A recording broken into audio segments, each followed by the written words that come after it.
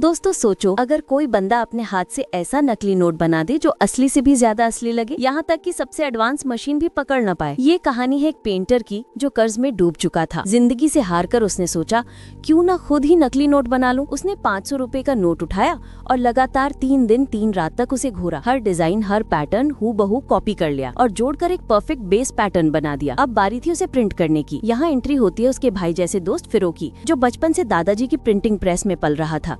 उसने नोट को प्रिंट करना शुरू किया। पेंटर ने हर छोटी गलती को ठीक किया, फिर नोट को पॉलिश किया, केमिकल ट्रीटमेंट किया और सुखाकर एक परफेक्ट नकली बेस तैयार कर दिया। लेकिन उनकी मशीन एक बार में सिर्फ एक रंग छापती थी, मतलब एक नोट के लिए 4 बार प्रिंट करना पड़ता। सामने पीछे छपने के बाद एक्स्ट्रा हिस्से काट दिए गए।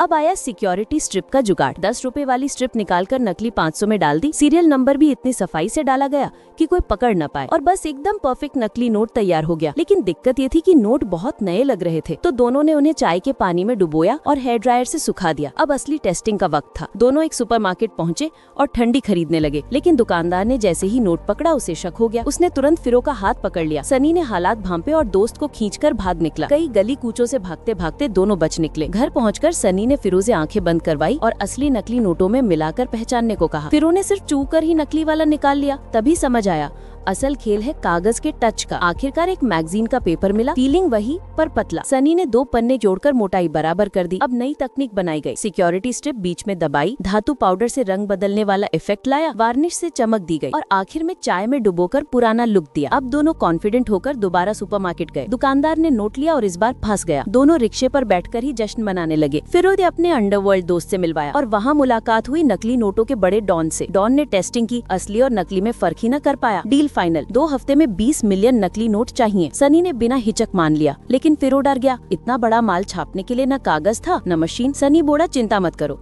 अब की बार मामा साथ देंगे। मामा भी मान गए क्योंकि उनका अखबार साहूकारों के कर्ज में घिरवी था। तीनों ने मिलकर कर्ज उठाया, नई मशीन खरीदी।